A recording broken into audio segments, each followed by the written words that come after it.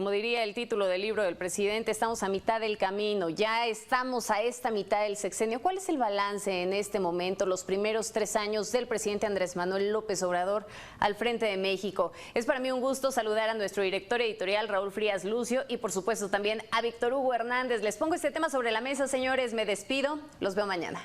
Gracias, Magda.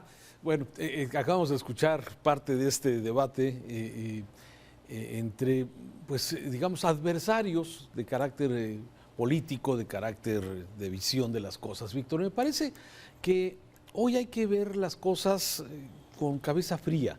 Lamentablemente el tema de fobias y filias, ¿sí?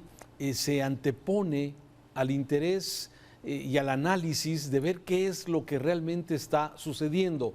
Y estamos viendo esta gran polarización. Los que están a favor del presidente López Obrador, pase lo que pase, suceda lo que suceda, sí, de alguna forma el presidente ha logrado crear una expectativa de esperanza, de mejora en muchos mexicanos que se mantiene.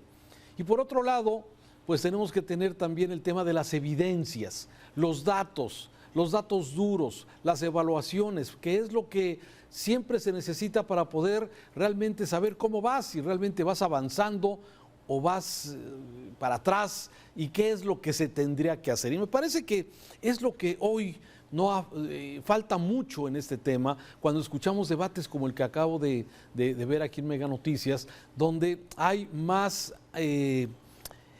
sensaciones, donde hay más apreciaciones que datos duros, datos objetivos, ¿no? Y por eso se dan estos debates y así está el país, Víctor. Por eso me parece que cabe en este momento un repaso a las evidencias, a los datos, ¿sí? Más allá de que si estás de acuerdo o no con lo que el presidente esté haciendo, de que me caiga bien o no me caiga bien, yo creo que eso es lo que se necesita. Lo que sí es que hoy debe ser el día de los contrastes, ¿sí? Debe ser el día de las evidencias, de los datos. Debe ser como es y como ha sucedido a través del tiempo. Hoy es el día donde supuestamente el presidente debe presentar los datos que puedan convencer a muchos de los mexicanos de que el camino que se ha tomado es el correcto, pero con evidencias, no con palabras, que contrasta mucho con sus frases que actualmente el gobierno federal tiene en este asunto. Y en eso me quiero concentrar, si me permites, un primer comentario en este sentido, Víctor. Sí, para darte la voz y traer los datos, como bien dices, Raúl, hay que tomar en cuenta que es inevitable que este tipo de mensajes atraviesen por el sedal de las simpatías, de las fobias y de las filias, porque finalmente, dependiendo donde tú estés, en la posición en la que estés, en lo político, en lo social, en lo partidista, pues con esos ojos vas a ver esa realidad. La verdad es que la realidad cambia mucho en función de los ojos de quien mira esa realidad. Y aquí, pues evidentemente nos enfrentamos a una situación en la que tal vez los dos factores que yo notaría son la lucha por ganar la narrativa mediática, que es importante y que se da a partir de este momento, en el que unos intentan convencer de la veracidad de ciertos datos y otros de demostrar por qué no lo son. Y otra que se da en el sentido de las simpatías, ¿no? y de los afectos. No es fácil sustraerse, porque finalmente terminas siempre un poco permeado por la subjetividad, pero también por otro elemento que hoy juega mucho, Raúl, nos guste o no, los otros datos. Los otros datos que encierran otra realidad y de la cual yo escucho al presidente. Y sinceramente digo, o sabe mentir muy bien o está muy convencido de lo que está diciendo. Pues lleva 64,000 medias verdades o mentiras, de acuerdo a Spin de Luis Estrada, que hoy publica su documento. Lleva ya el doble de mentiras dichas durante los 4 años del presidente Trump, que era el más mentiroso, ¿sí? Entonces, a ver, de acuerdo a Luis Estrada, que es un estudio de analizar cada frase que se menciona en la mañanera, lleva ya 64,000 falsedades, mentiras o medias verdades que se dicen. Pero mira, vámonos a los datos, porque me parece... No olvidemos que estamos en los tiempos de la posverdad, y que la posverdad también es una manera de dar mensajes. Sí, bueno, es que ese es el argumento que de alguna forma se utiliza muchas veces para no creer en los datos y en las evidencias que se están dando. Mira, vámonos uno por uno, si te parece, rápidamente. En seguridad, Sí, dice el presidente, y lo decían hace unos minutos, se está presumiendo que ya hay una disminución del 0.5. Ojalá sea la tendencia. Sí, ¿quién quiere que México siga siendo un panteón? ¿Quién quiere que en México sigan muriendo 30,000 personas al año? ¿Quién quiere que sigan asesinando a 100 personas todos los días en México? Es una desgracia, y no para que le vaya mal al presidente, Víctor. Esta es una desgracia que lamentablemente venimos ya de varios años con estos niveles de violencia, pero lo que es preocupante que en estos 33 meses de esta administración, sí, no hay una tendencia como se ofreció desde el principio. Ese es el problema de ofrecer, de que en 6 meses iba a estar esto reducido al 50%. Lamentablemente, la realidad nos dice que en cuestiones de seguridad, concretamente en el tema de homicidios dolosos, pues los datos nos dicen otra cosa. ¿Que hay reducciones en otros temas? Sí. A ver, Raúl, nada más a puntualizar. Él reconoce que en los únicos, de los 11 delitos del fuero común o de los delitos más graves, solo en 2 no ha tenido reducción, que es en los feminicidios, y eso porque deja abierta la posibilidad de que no se llevara una contabilidad antes de eso, y otra en lo que es al robo en combis y en transporte público. Pero él te habla de reducción en robos al ciudadano normal, de 95%. Un robo menos, dice, robo de vehículos 28% menos, secuestros bajó 18% menos, homicidios 0.5% menos. O sea, a eso se refiere con reducción de delitos, y solo reconoce 2 rubros en los que dice, reconozco que no he avanzado. Claro, y tú sabes, y el mismo presidente lo ha señalado, hay una cifra negra en la mayoría de los delitos, excepto en el tema de homicidios, en el tema, por ejemplo, de feminicidios, donde no puedes esconder que falte una persona en la familia. Tema de seguridad, tema de salud, son 5 temas que he separado.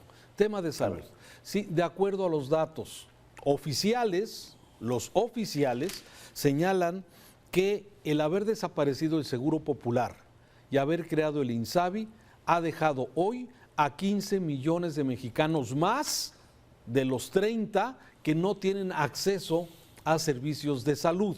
¿Sí? O sea, una mala estrategia, desaparecer algo cuando no tenías nada preparado, ¿sí?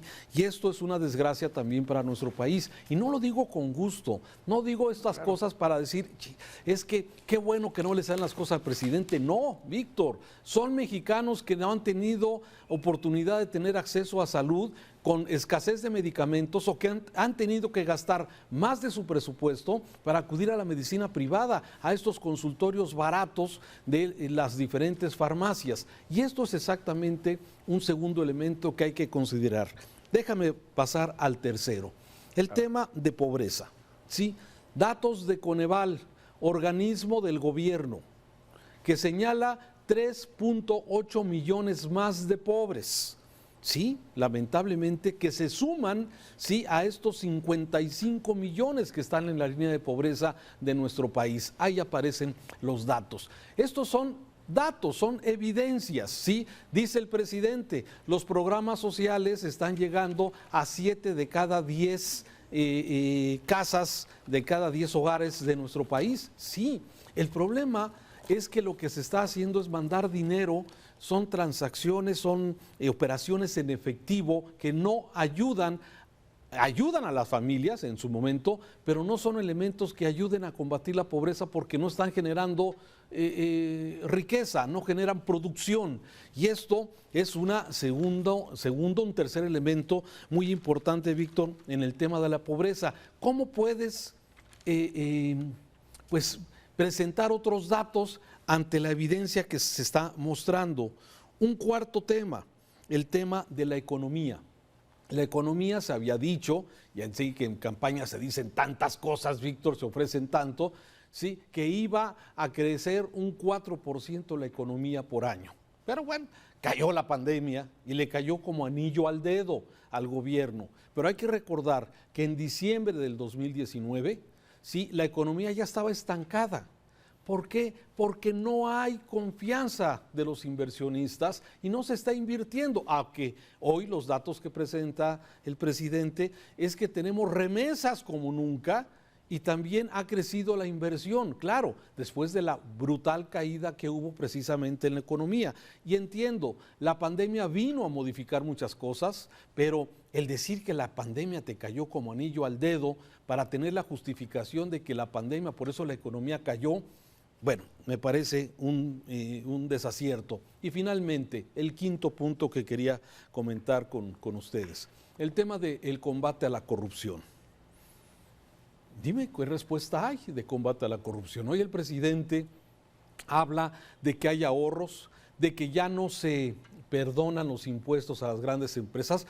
Qué bueno, eso me parece que es un acierto. No debería de suceder este tipo de cosas, ¿sí? Pero el combate a la corrupción como tal, cuando vemos que la mayoría de las compras se hacen por asignaciones directas, no se están haciendo por licitación. Sí, cuando la mayoría de las adquisiciones y compras de este gobierno se hacen ya con grupos en específico, me parece que todos son elementos que se prestan a muchísima corrupción. Pero bueno, esto es, digamos, parte solamente de los 5 elementos que me parece fundamentales poder tener la evidencia para que no sea simplemente porque a Raúl Frías o a Víctor Hugo Hernández les parece que vamos bien o de que vamos mal, Víctor. Yo creo que se necesita la evidencia ante pues todas estas palabras que escuchamos continuamente en las narrativas.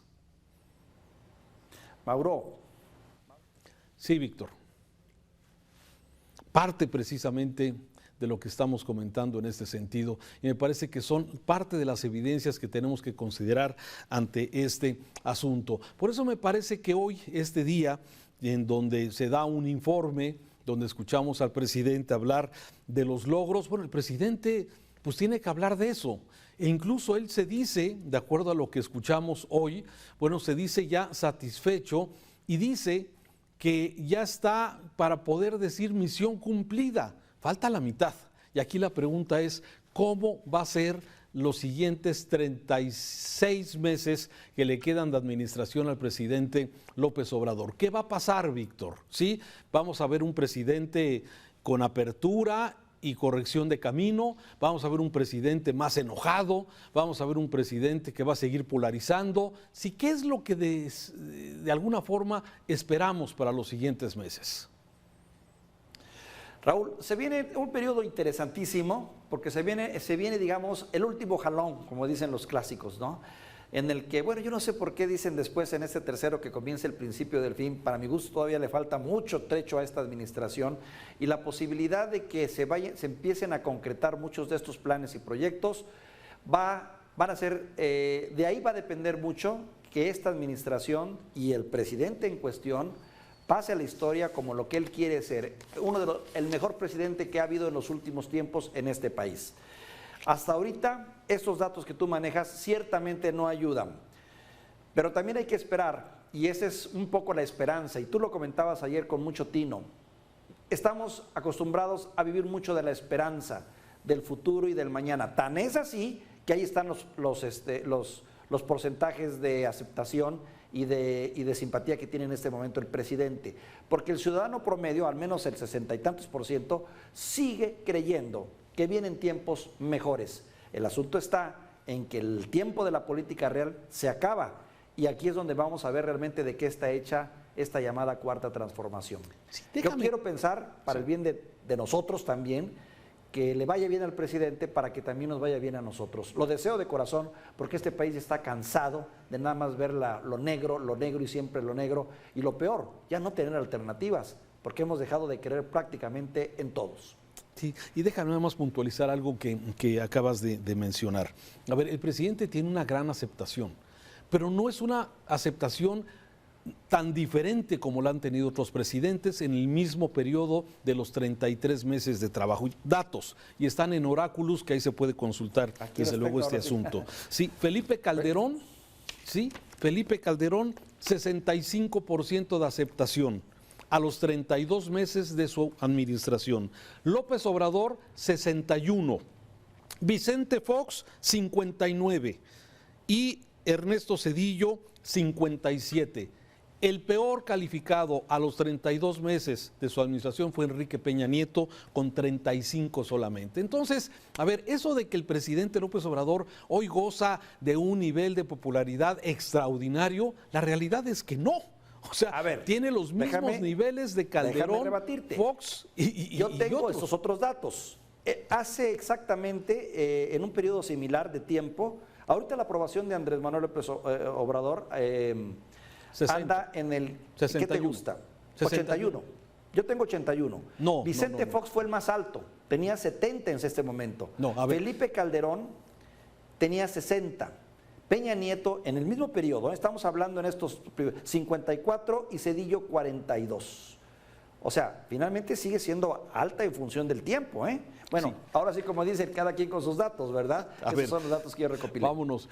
El presidente López Obrador empezó muy alto, con el 80% que refieres. Hoy el presidente López Obrador tiene el 61% de acuerdo a las diferentes encuestas que se han publicado sobre su aceptación. Entonces también hay una parte en donde pareciera que es algo extraordinario y en la realidad no lo es tanto, Víctor. Entonces yo creo que también, y un elemento para terminar, también a considerar, el presidente tiene muy buena aceptación porque la gente reconoce que le echa ganas, que empuja todo esto, pero ya en valorar los resultados de la administración ya las cosas cambian y de eso estaremos hablando en los siguientes días.